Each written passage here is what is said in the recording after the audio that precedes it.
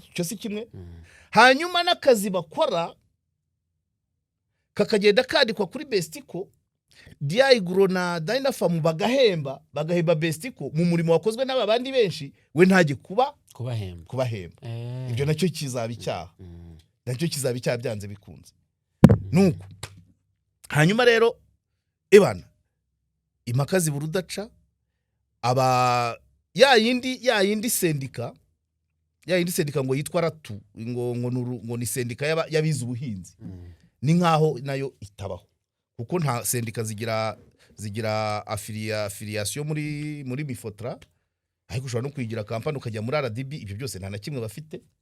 Hanyuma se aya majwi wampayize aya majwi harakaje ni ibiganiro baba bari kugirana urumva hari nk'uwo mugabo nawe avugamo uwo mugabo avugamo hari aho avuga ngo niteguye gufungwa hari ni byinshi birashyushye birasaba ko inzego Yes bakunzi rero bakaregera Omar Pano cyangwa se KOP turongeye turabasuje ari nako tubaye ikaze mu biganiro byacu twongeye kuramukira ahangaha kugira ngo tubaganirize nkuko mumaze kubimenyera amasomo y'ubuzima ubuvugizi abarengana bakarenganurwa ariko kandi nanone tunatumikira n'ababadutumye baba bagiye batandukanye.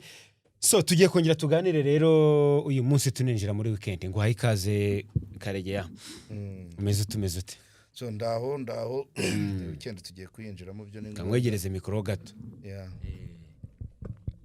weekend tugiye kuyinjiramo weekend natangiranye uyu wa gatanu natangiranye ububyutse numva ijambo ryahindura ubuzima kwa Dashim hari nifite na gahunda nuko document nayibagiwe nagomba gukora n'ikiganiro kubijyanye no kwiyahura documentaire document ntuza Dashima yakoresheje nanjye ndazifite nzabigeza hano kuri KOP kubivugaho buke ejo numvise ijambo rya Albert Einstein harimo amagambo ni menshi harimo menshi nzagenda afatamo kamwe ariko harakaru kasekeje cyane avuga ngo abagore bahangayikishwa n'ibyo abagabo bibagirwa naho abagabo bahangayikishwa n'ibyo abagore bibuka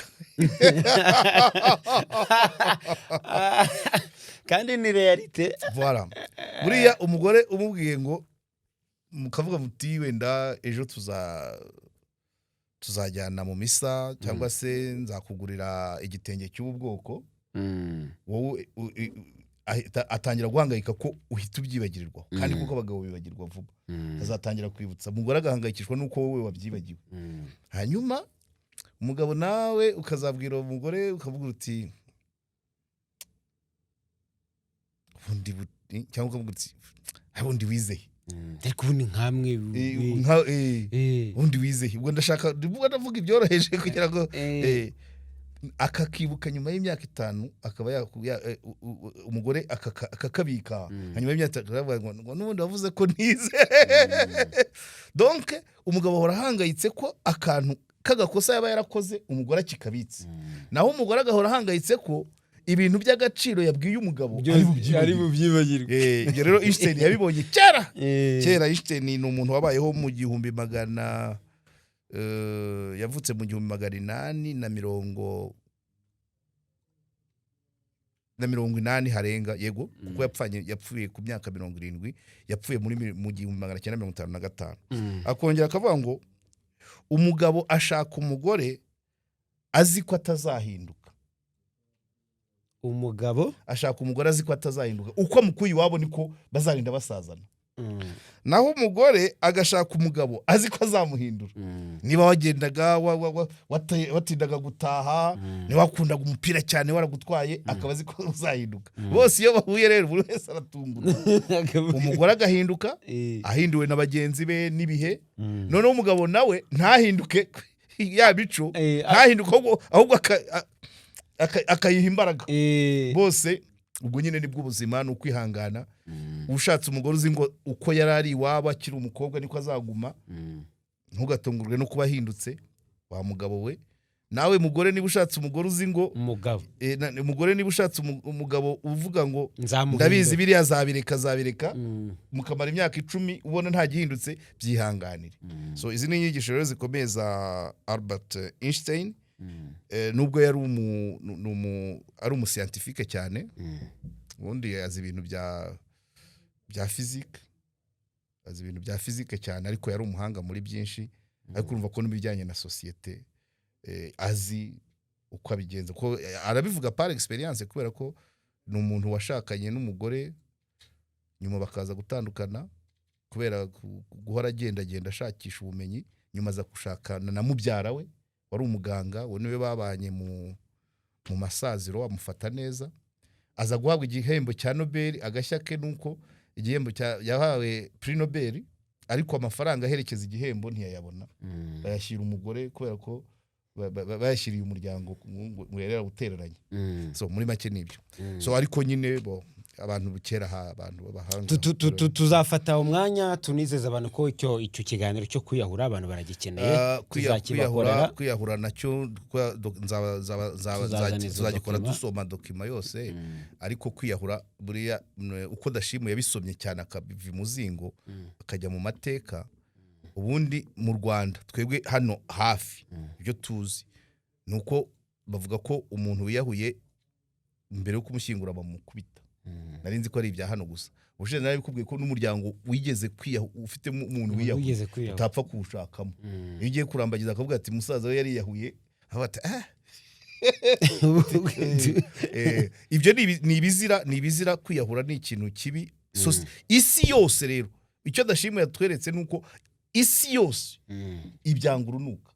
Ku gihe cya Louis XVI mu Bufaransa, we yari yashyizeho itegeko ngo umurambo w'umuntu wiyahuye bawute mu muhanda, abantu bose unyuzeho wese ateraho ibuye, ushaka kandagira, hanyuma numara icyumweru mu muhanda bawushyire mu myanda, muri za modoka zijya kujugunya imyanda induba, nta kumushyingura. Urumva ko byari bikaze icyo gihe, ariko bagenda babigabanya. Byageze ahantu reka akankavuge, byageze ahantu umuntu warambiwe ubuzima, ubwo impamvu zituma kwiyahura tuzazireba.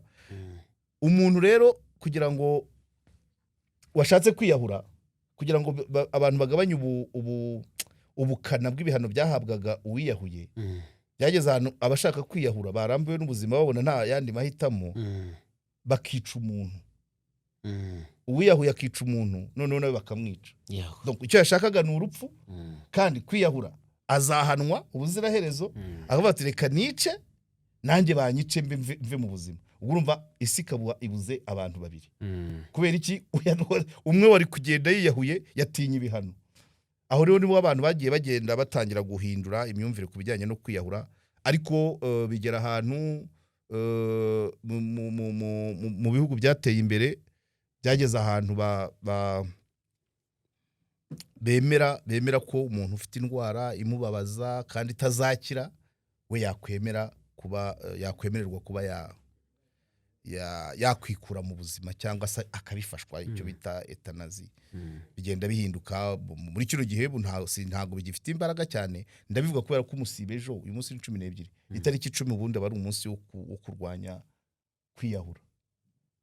So ariko burya umuntu wiyahura nyine, umuntu wemera kwiyambura ubuzima nyine, naba ari ikimenyetso cy'uko ari umugome, afite n'umujinya w'umuranduranzuzi. Kwiyambura w'ubuzima bwe, kwiyica uba wakwica n'undi muntu. So rero ubwo nibyo, ibindi tuzabireba, tuzabiva imuzi. Uyu munsi rero ntabwo turi buze gutindana. Hari ikiganiro twigeze gukorana ahangaha, turi kuvuga ku makampani atandukanye menshi, tugira nayo tuvuga mu mazina, tugira nayo uvuga uti simbavuga, ariko nibikomeza gutya nimukemura ibibazo mufitanye n'abaturage nzabavuga. Kugeza kuri ubu nabonye muri comment n'abantu bibaza, kugeza kuri ubu nyuma yuko tuvuze kampani yabeshya abaturage ikabarya amafaranga ikagenda ikabashyira mu nzu ngo bahaye akazi bakabamo nta kintu barya, bakicwa n'inzara, bakajyamo amadeni. Kugeza kuri ubu kiriya kiganiro twakoze urumva nabivugaga harimo amakosa ajyanye no civile, ibyaha civile byo kutubahiriza amasezerano, gusinyisha abantu contract ntubahe ntibabahembe ariko harimo n'ibyaha byo kwiha icyundi harimo ibyaha ibyo rero niyo mvuga kugira ngo n'inzego zibyumve naje kumenya ko bari abantu deja ngo batanze ikirego mu kwa kabiri batanga ikirego muri RIB ariko nyuma uwo mugabo wa Bestico ava mu gihugu bivuga ko ari muri Kenya ariko yaganira nabo bari kumwe muri gahunda babwira ko azaza ko ashobora no kuzaza agakora anniversaire nko mu kwezi kwa 11 donc mbivuga navuze Bestico mvuga Ratu cyane cyane ko ari byo nari mfitiye data kandi bigaragara ko mu busesenguzi bwanjye ari bo bameze nk'abanyamitwe cyangwa ari abesiko kuko Adiba company nahishiriye nabo baje kumamagara turavugana imwe yitwa Dynafarm n'indwe yitwa DI Grow imwe itanga inyunganira mirire indi gatanga ifumbire izo nizo boss nibo bafite icyo bacuruza Bestico iza nka komisiyoneri uzamamaza za product yego hanyuma ishyiraho abakozi ikazajya ifataho pourcentage muri ayo masezerano hakazamo indi yitwa Ratu yitwa ngo ni sendika y'abize ubuhinzi itagira ubuzima gatozi izo zo niyo mpamvu nazivuze niyo mpamvu nazivuze kuko zigaragaramo nyine ya mikorere niyo yatumye ibintu bipfa abantu barenga magana baraho barakoze amezi ibyaha rero biza bite nakubwiye ukuntu ya Bestico yafashe 61,000 kuri buri muntu uwo bahaye akazi nakubwiye ngo ntabwo ari normal ko umuntu utanga akazi kumvuga ngo yigure n'ikarita y'akazi na uniform kumbe batangaga amafaranga bayaha uwo muyobozi wa Bestico 61,000 byo kugira ngo agende bantu babe affilié babe membre bemererwe gufata ibicuruzwa bya Dynafarm na DI Grow babyumva niba ari food supplement bazikonsome bumva ibyiza byazo babone kujya kuzamamaza no kuzicuruza cyangwa si ifumbire nayo bayikoreshe mu karima k'igikoni bajye kubwira abahinzi ibyiza byayo babizi ayo mafaranga rero 61,000 aya mbere y'abantu mu 90 uwo mugabo yaragiye ayageza aho yagombaga kujya mu kuyagezayo bagomba kumuha za samples zo kujya gukonsoma ntiyazigeza kuba muhaye amafaranga ubwo icyavuyemo nuko abo bantu 90 bo babaye abanyamuryango bagize access affiliation cyangwa registration baba affilié bakaba bo bari bemerewe gukora bakanahembwa abo 90 ba mbere ariko yarabandikishije amazina yabo ajya muri za company mère de company mère zimwe zifite produit Dynafarm na DI Grow ariko ntiyabaha ibyo ikiguzi cy'aya mafaranga yego byose arabitwara abantu 90 product zihagaze nka 50,000 kuri buri muntu ubwo nawe urabyumva ni miliyoni ubwo se nenye n'igice cyangwa 45 simbyibuka abantu 90 gukuba ibihumbi 50 ibihumbi 50 ubwo ni miliyoni enye n'igice iyo ari kategori ya mbere donc bo bamuhaye amafaranga ariko yayagejejeyo ariko ntiyabazanira ibyo bamuhaye ngo abazanire urabyumva yego cyiciro cya kabiri rero cyo burya bavuga ngo hataka nyirubukozwemo nyirubuteruranywe n'akebo akinumira aba kabiri nyuma yabo 90 bo nta numwe yigeze ajya kwandikisha 61 yose kwisha aragenda izina Bestico abari ryo yandikisha aritangira 61,000 ba bandi bose batanze ya mafaranga arayabika n'akazi bakora kose hagahembwa ya yindi yandikishije kuko Dynafarm na DI Grow bahemba umuntu pari ibikorwa bye ariko wanditse babona so abo bandi bakabire rero bo ntibigeze amazina yabo muri Dynafarm ntazwi donc harimo iyo company imwe gusa izina ry'ikampani kandi ifite abantu barenga 100 bari gukora mu mugongo wayo n'ibihembo bakabonye rero urumva impamvu mbikubwira nuvuga iyo company se ikishyura amafaranga yabo bakozi bari mu mugongo ariko agatwarwa na iyo company yitwa Bestico yarabanje reka nkubwire nyine kwihesha icyundi ku buriganya ibyo 61 bamuhaye ngo abigeze muri Diaigoro abandikishe ntiyayatanze yatanzemo ayumwe witwa Bestico. By the way uwo mugabo yari yarigeze gukorana n'abo bantu ngo akora nabi kuko ni umuntu ushobora kuba nanze kuvuga izina rye nawe ngo atazandega, yari yarakoranye nabo mbere yangiza ibikorwa byabo abangiriza izina baramwirukana aragenda abaho nabi nono agarutse ngo asaba imbabazi yandika nibaruka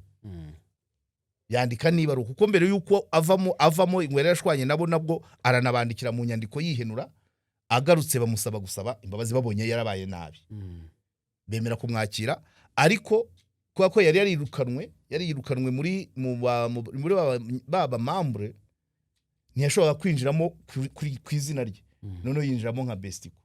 Icyo ni kimwe. Hanyuma amafaranga abo bantu bamuhaye 61 akayarya. Ibyo ni ukwihesha icyundi ku buriganya. Icyo si kimwe. Hanyuma n'akazi bakora kakagenda kandikwa kuri Bestico, Diaigoro na Dynafarm bagahemba Bestico mu murimo wakozwe n'abandi benshi we ntaje kubahemba. Ibyo nacyo kizaba icyaha. Nacyo kizaba icyaha byanze bikunze.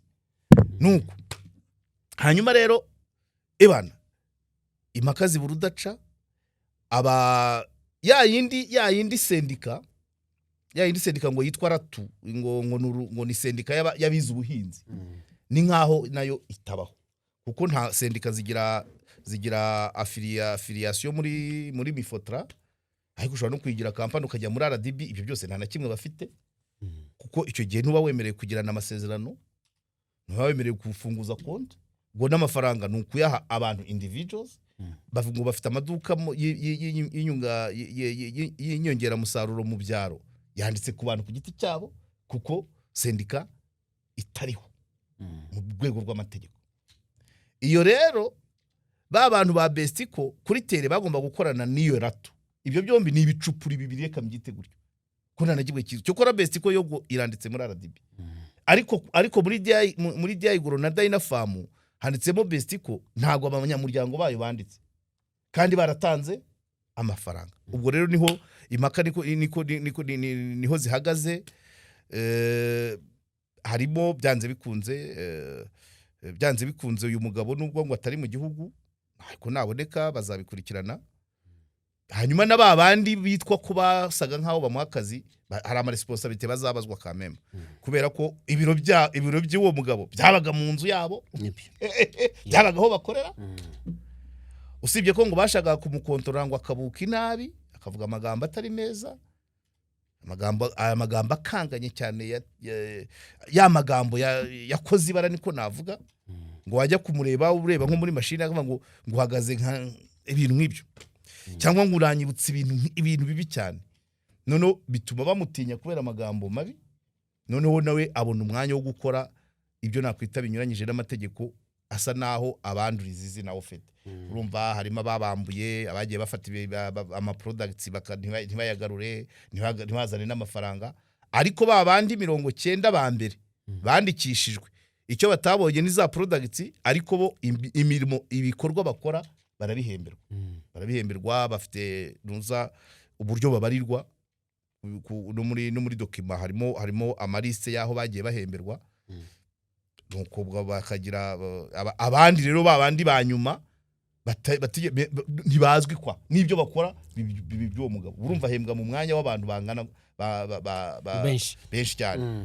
Hanyuma se aya majwi wampayize aya amajwi harakaje ni ibiganiro baba bari kugirana. Urumva hari nk'uwo mugabo nawe avugamo uwo mugabo avugamo hari aho avuga ngo niteguye gufungwa hari n'ahandi avuga ngo agiye kwandagaza ayo makampani hanyuma hakabamo n'umudamu uvuga ati ni wowe wisenyeye. Urabyumva? Ati ni wowe wisenyeye. Elize nayashyiramo azabanze umugabo akurikizeho uwo mudamu none nyuma akurikizeho ahangaha uwo mugabo avuga ngo agiye kumena umuceri ngo ya makampani ngo bayamenye. Nibyo umuntu yasorezaho. Hari ni byinshi birashyushye birasaba ko inzego zifite aho zihurira nabyo zibikurikirana ariko umugabo ikibazo ntahari yerekanye muri RIB ko yambutse umupaka aciye igatuna akajya Uganda cyangwa muri Kenya, ubwo wenda sibizi ntabwo urumva dosiye ntibayifungura nyirayo adahari. Aya majwi wayumvise wumva ari nta kibazo, abantu bashobora kuyumva, nta kintu kirimo kitajya hanze, kitajya ndumva nibaza ko nta mazina yabo arimo, ubwo twayumvisha abantu undi mu izina ntabwo ntabirenze rega abantu bajye tujye twumvikana hano kuri KOP, ntabwo duhimba amakuru, dutanga umwanya ibyasohotse, nta muntu ndajya kuvanamo ijambo ngo nze nditangaze. Niba abantu birwa bashwana bavuga ngo waratwibye, wadutekeye imitwe, wagize utya, ibyo mbishyize hanze ikibazo kiri hehe, bazarega bazaruha, c'est vrai. Kandi ubwo nanjye wavuga nemere nk'uwo mugabo, ubwo nanjye nzitaba. Ariko iyi kesi nibibaye amakampani, hagati y'amakampani 4 abantu bagera muri 200 bakaba bariho nabi, amafaranga yabo nicyo bakabaye barayakoresheje kikaba kitarakozwe, uzandege nakundi ntizinagira singe mbikiriye aba bantu sinarimbaza bose nta numwe narinzi imbere yuko iyi kesi ni dosiye sinaniyizi. Cyo kora abantu bo muri Dynafarm bavugaga ko bo na Diagro bavugaga ko bari baprofise nubwo batitaye ku bucupuri bw'iyo ratu iyo sendika, baravugaga bati sendika yaravugaga ngo twebwe muri buri murenge dufitemo members. None akavuga ati uribaze nawe ufite business hano i Kigali, ukavuga ngo ubonye network igera muri buri murenge ikugurira, wumva se aho rero niho bahise bavira hasi rimwe bavuga ati twabonye network none kandi ni ibintu bizima. Urumva food supplement ni tuno bino bintu abantu inyunganiramirire ntabwo ari umuti ko mutera, ariko ni ibintu biba bishobora kugira icyo bifasha, kuko nanjye rimwe na rimwe hari igihe njya mbikoresha. Hari ibyabaga muri za Forever, hari ibyo kwa Dr. uriya duturanye kuri SK wa Goodrich cyane Francis, habyo kwa Dr. Francis, nabo ngabo Dynafarm nawe irabifite, bwo n'ibinashoboka nabyo nzajya kureba, nzabasura mbirebe numve nicyo bivuga, niba ngombwa n'abamamaze icyo no wenda kubicuruza byose nabishobora. Ariko inyungamirire abantu benshi barazizi, kuko ni tubyite nk'imiti, ariko ntago aba ari yo kuvura, aba ari yo gukumira, kandi yinjira mu mubiri bifite biba original ku buryo byinjiye mu mubiri, nta bindi binyabutabire wa mugani wadashimu biba biri bwinjiremo. So rero n'abantu bafite business nziza bamaze igihe bashinze imizi, barambwiye ngo nashatse kuvuga ko ngo bafitanye amasano, barambwiye ati kugira amasano ni kimwe, ariko nta kosa ryabaye kubera amasano. Nanjye ndabyumva, abantu kuba bafitanye isano ntibivuga ko bakora nabi, kandi abantu kuba bafitanye amasano ntibivuga ko batashora, cyane ko burya ushobora kuziruva nawe ugize umwana w'umu YouTuber cyangwa na madamu wagashinga cana. So ibyo ni ibisanzwe, iyo ibintu byunguka ubwira abantu kandi uhera kuba hafi birenze. Niba ari product ziva muri Malaysia, nabo muri Malaysia nabo ngo bafitanye amasano, noneho wabimenya ko hava produit nziza ukazana ukabwira mugenzi wawe cyangwa umuvandimwe nawe akabikora bikunguka, ntacyo byaba bitwaye. Ni nkuko nk'ubu hari umuntu ngomba kuzamamariza ya vitamine ya moteri, ya mavuta ushyira muri moteri ikagabanya ibyotsi. So urumva nawe nubwo tutarajya mu ngamba neza, ejo twarabonanye, ushobora kwiroturuva nanjye uko namamaza ayo mavuta nanjye nyakoresha, sibyo cyangwa nyacuruza. So ibyo rero ni ibisanzwe kuba abantu guhererekanya business, abantu yo bahera kuri kumenyana, kandi mu kumenyana kwa mbere abavandimwe nibo bambere. Ubuzi ngo kanaka murumuna wanjye ashoboye iki, madama ashoboye iki, mushiki wanjye ashoboye iki, ibyo ni ibisanzwe. So ako bari bambwira ko nashatse kukagira nk'aho ari akantu kari negatifu kuba bavindimwe bakagira abakampani. Ikindi nuko ikesi z'abana barimo, rero abana barimo muri ya business uzikubushize rero navuze ngo warimo umwana ngo bapromotinze. So kubera ko bikora mu buryo buri shene, umwana ashobora kugurirwa membership n'umubyeyi, ariko umubyeyi akaba ari uri gukora. Noneho umubyeyi yakomeza gukora, yabona abandi ba members akabacomeka kuri wa mwana. Muri make muri shene umwana aragaragaramo nubwo atari uri gukora, hakora nyina cyangwa umuvandimwe we. yego ubwo amajwi reka tubareke harimo uwo mugabo nyine uwo mugabo utaragera mu gihugu arimo avuga nyine ko agiye kumena umuceri ari amakampani akagaragara ariko birazwi abantu bamuzi benshi bavuga ngo ni Kasha izina mbaye ndiretse ariko banavuga ko nubwo ari vie prive banavuga ko oya nta zina ndi buvuge bavuga ko ngo yataye umwari mu nzu umaze amezi 3 noneho ngo akamusigira nimero zabo bakorana ufite imbere ubwa mbere amaze guhemuka muri izo company yakoze ubukwe asiga umugeni w'amezi 3 ajya muri Kenya umugore nawe abibonye atyo nyuma ngo aza kwigira muri Amerika wa mugabo rero yagarutse nyine ngo yarabaye nabi abo bakoranye bamugirira impuwe birengagiza ibyo yari yarakoze mbere bongera kumugirira ikizere ubu rero niyo etape bariho yego nibyo ngibyo mu giswahili baravuga ngo majuto ni mujuku urabuza uwo mugani ishwe majuto ni mujuku kwicuza biza nyuma yo gukora mujuku ni umwuzukuru mujuku kandi kujuta nagiwa yani majuto ni mujuku ubu rero bari muri majuto urumva bari abaturage urubyiruko rwashyizwe mu kazi rwitwa urwa Bestico bazi ko produit bacuruzaga ari izayo makampani makuru Dynafarm na Diagro ariko bakabicuruza under umbrella ya Bestico itarabandikishije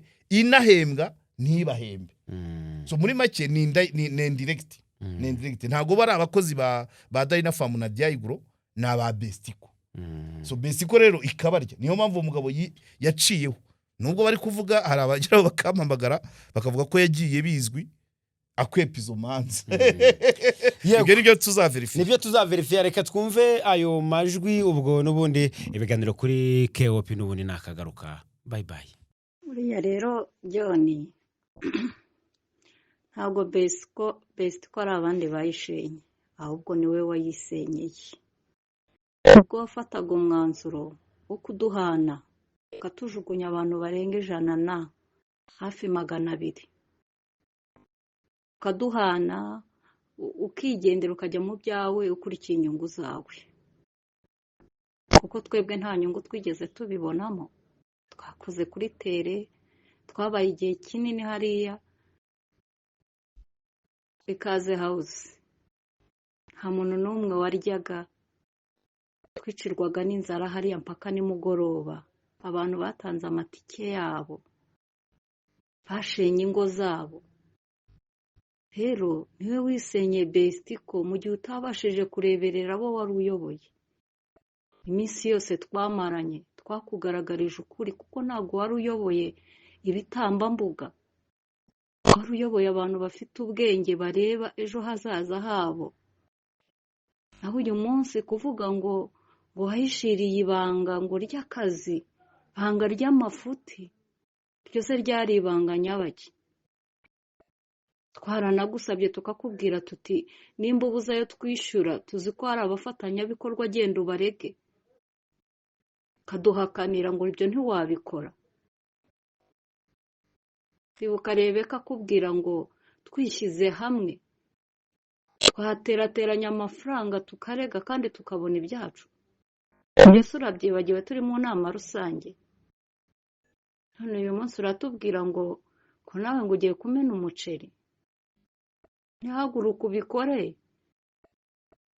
twongere tukugirire icyizere naho ugaragaze ko warenganye ariko icyo tukubwira twebwe twagukuyeho icyizere twaragukurikiye twemera intekerezo zawe twicara amasaha n'amasaha inzarira twica turabyemera kuko twari tuzi ko dutegereje inyungu nk'uko mwabitwizezaga dutanga ibyacu membership bamwe baratanga amafaranga ariko ntibigeze babona amakode yabo ibyo bintu byanyu byari ibanga ryanyu nk'abayobozi twebwe icyo twabonaga uko dukorera hamwe kandi tukazabona umusaruro wacu tukazabona ibihembo byacu twese twaje tuvuga yuko tuzahembwa kandi twarakoze ntawabaye ikigwari muri twe, ariko wowe wananiwe kureberera abo ushumbye abo uyoboye, uratujugunya ku gasozi utwicisha inzara, tujya mu manza bidakwiriye, uratwanika mu miryango, uratwanika mu nzira, uratwanika ahantu hose, tuba ibicibwa. None uyu munsi nibwo uri kwigarura kuko ubona ibintu biri kujya mu itangazamakuru byageze muri RIB n'ahandi. None uyu munsi ngo urashaka gusukura izina ryawe ugaragaza ukuri. Kamubwire John, ntabwo icyizere kijya kigaruka. Icyizere ni nk'ikirahuri, iyo kimenetse biba birangiye. Icyizere cyacu waracyangije. Itekereza icyizere cy'umuntu wavaga Nyagatare, itekereza icyizere cy'umuntu wavaga mu ntara hirya no hino, agatega neje agatega, bamwe bakarara nzira abandi bakarara mu ahantu batanazi kubera gushaka ubuzima. Tugufitiye icyizere, tujya kwirirwa tuzenguruka mu mirenge yose yo mu ntara, umuntu atazi naho ari, ariko byose ubirengaho, uratwangiza, twangiriza n'imiryango. Byose byo urabyibuka. Cyuza gushyira ukuri ahagaragara, ukanatubwira uko ibintu bimeze. Kiriya gihe twari kubyumva tukareba n'icyo twakora, cyane ko twabigusabye, ahubwo ukadukangisha utubwira ngo ntitujye gushaka ngo amakampani yacu, ngo nimba iyawe tunaniwe kuyibamo. John warahemutse. Baye byiza wamenya ko wahemutse, ntuzahemuka iteka ryose. Buriya rero John, ntabwo best ko ari abandi bayishenye, ahubwo ni we wayisenyeye. Ubwo wafataga umwanzuro wo kuduhana, ukatujugunya abantu barenga 100 hafi 200, ukaduhana ukigendera ukajya mu byawe ukurikiye inyungu zawe, kuko twebwe nta nyungu twigeze tubibonamo. Twakoze kuri tere, twabaye igihe kinini hariya ikaze house, nta muntu n'umwe waryaga, twicirwaga n'inzara hariya mpaka nimugoroba. Abantu batanze amatike yabo, bashenye ingo zabo. Rero niwe wisenye Bestiko mu gihe utabashije kureberera abo wari uyoboye. Iminsi yose twamaranye twakugaragarije ukuri, kuko ntabwo wari uyoboye ibitambambuga, wari uyoboye abantu bafite ubwenge bareba ejo hazaza habo. Naho uyu munsi kuvuga ngo wahishiriye ibanga ngo ry'akazi, ibanga ry'amafuti, ryose ryari ibanga nyabaki. Twaranagusabye tukakubwira tuti nimba ubuze ayo twishyura, tuzi ko hari abafatanyabikorwa, agenda ubarege. Kaduhakanira ngo ibyo ntiwabikora. Twibuka Rebeka akubwira ngo twishyize hamwe twaterateranya amafaranga tukarega kandi tukabona ibyacu. Mbese urabyibagiwe turi mu nama rusange? None uyu munsi uratubwira ngo ko nawe ngo ugiye kumena umuceri. Nihaguruka ubikore, twongere tukugirire icyizere, naho ugaragaze ko warenganye. Ariko icyo tukubwira, twebwe twagukuyeho icyizere, twaragukurikiye, twemera intekerezo zawe, twicara amasaha n'amasaha. Inzara twica turabyemera, kuko twari tuzi ko dutegereje inyungu nk'uko mwabitwizezaga. Dutanga ibyacu. Membership bamwe baratanga amafaranga ariko ntibigeze babona amakode yabo. Ibyo bintu byanyu byari ibanga ryanyu nk'abayobozi. Twebwe icyo twabonaga uko dukorera hamwe kandi tukazabona umusaruro wacu, tukazabona ibihembo byacu.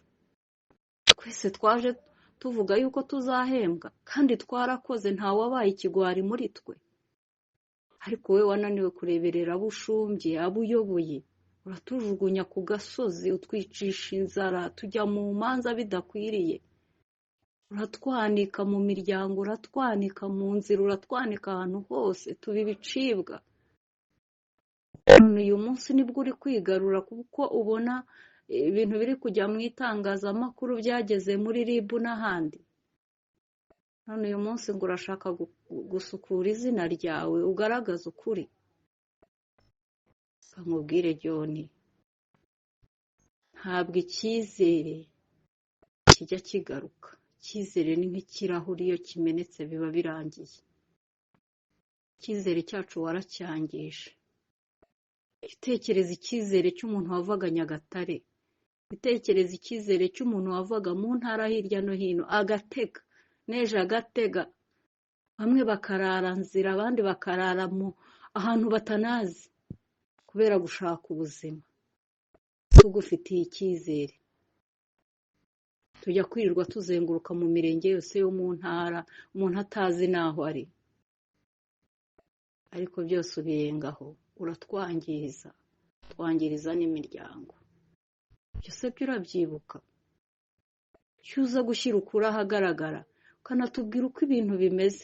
Kiriya gihe twari kubyumva tukareba n'icyo twakora, cyane ko twabigusabye, ahubwo ukadukangisha utubwira ngo ntitujye gushaka ngo amakampani yacu ngo nimba yawe tunaniwe kuyibamo. John warahemutse. Baye byiza wamenya ko wahemutse, ntuzahemuka iteka ryose. Nyakubahwa Madamu Anita Uwimbabazi, MD wa Danafa, ibi bintu bushize warabinyana ngo besiko nishikama, kandi twebwe ibyo dukora ni ibintu bigaragara bizwi, ahubwo ni ngombwa natwiciye business. None wongeye kubisubiramo. Na General Manager Kimenyi Emmanuel, umuyobozi wa DI Group, uzi uko umushinga wari uteye, uzi aho byapfiriye, nawe yanyoje message nk'iyi ngiyi. Ubura aho bigeze rero. Ngiye no kubana bavuye mu Rwanda nkajya hanze, nuko nanguga kwibinisa ko bikajya hanze, nuko nashatse kurengera Dana Farm nka company nakoreyemo ya Diego Sirigana Limited, nuko nari ndindire ko hazabaho wa mushyikirano uzahuza Diego Sirigana Limited na sendika tubagashaka umwanzuro. Mbona ko abantu bateye hejuru nakujya ku ruhande rwa Besiko kwifatanya no gusakoza, mpitamo ko mbihunza ngo bone igisubizo. None mwebwe mwabageze nk'imikino y'ibyaha byose mu birunda kuri Besiko, ariko ikigaragara nuko ubu noneho aho bigereye ngiye gusuka umuceri hasi. Ubwo ntabyo kongera kuvuga ngo ndarengera Dana Farm, ndarengera DI Group. Ubwo wise company yanjye Besiko Skama, ngiye kukwereka uburyo yanya ariyo Skama.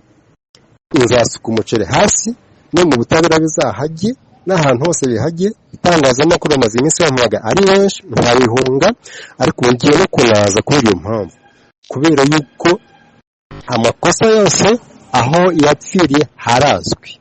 Icyari gisigikora kubikira ku murongo. Uruhare runini rwa Dana Farm na Diego Sirigana Limited mu kwangiza ko n'umushinga rurazwi, ruragaragara. Uruhare runini rwa sendika turazwi, ruragaragara. Ibyanditswe muri contract birazwi. Ibyo abanyamuryango ba Besiko bavuga rimwe bafite ishingiro, bindi bakavuga nabi ko batanarije contract zabo, ariko ibyo nakoze byose nahereye ku masezerano no ku mushinga. So kubw'iyo mpamvu rero, kuko bakomeje kugira ibikino, nanjye ngo ndabarikuye kandi ntemeza ndebe nabi. Ubwo hasigaye tugiye kureba ninde uzishyura amafaranga menshi. Mfite itangazamakuru ryinshi nagiye mpunga, sindiha amakuru. RIB yarampamagaye inshuro zingahe, aho kugira ngo njye kuri RIB mpitamo ko ngiye hore kugira ngo bicogore. Ariko ubu ngiye kuza nitabe RIB nyisobanurire, itangazamakuru ndisobanurire, ngiye kujya kuri kote noho y'abanyamuryango ba Besiko duhangane ku magaro na Dana Farm mu Rwanda na Diego Sirigana Limited na sendika yacu. Uruhare ruzagaragara mu rw'amakosa yanjye nzarwemera. Ibyo nzishyura nzabyishyura, ariko nabwo muzishyura byinshi, na contract ya Besiko muzayishyura, kubera yuko noneho aho bigereye amakosa agiye kujya ahagaragara. Ibyo byo kwikakaza cyane kuzamura intugu nitwaje ngo membership kandi muzi ko amafaranga matambo agomba gukora marketing, njye narabyoheye nemera amakosa kugira ngo ncubye umuriro, ariko mwebwe ntimugeze mubyumva na gatoya. Nkurikije agasuzuguro mwabishyizemo, nkurikije uburyo ki mutagiye kuruhurwanya mukakunterana, nkurikije uburyo ki mutayiha agaciro, birarangiye. Mumbabarire, ngiye kujya mu itangazamakuru, ngiye guha amakuru yose asuke ashoboka, umuceri mumene hasi, ngiye kujya muri RIB ikizansinda nzakirengera, namwe bizabatsinda ntimuzavuge ngo nababere umwana, kuko njyewe no kugeza na kano kanya byari kuba byarakemutse, nuko nanze kwivamo inda cyangwa njye hanze y'uruhande rwa Dana Farm na Degustir Rwanda Limited. Nemera amakosa yose kwemera kwirundaho, nemera bamwe niyo kujya mbyemera ntaba nabishoboye mu rwego rwo kubarengera, ariko mwebwe siko mwayibonye, ko mwakomeje kugaragaza yuko Besquari Skama, kugaragaza yuko amakosa ya membership yanyu mwitwaza n'ubusa par rapport ya kontra y'umushinga. Muzishyura amafaranga menshi, ngiye kubarega, ngiye kujya mu nkiko, ngiye membership nzazitanga, mwebwe muzatanga menshi kurushaho. Murakoze, ubwo turangizanyije. Noneho ngiye kujya kuri kote ya member wa Besiko nifatanye nabo tuzamura ikirego officially, kandi na sendikara tuharaho nzayishyikira ko ari byo mwangije. Amakosa yose yanyu ngiye kuyashyira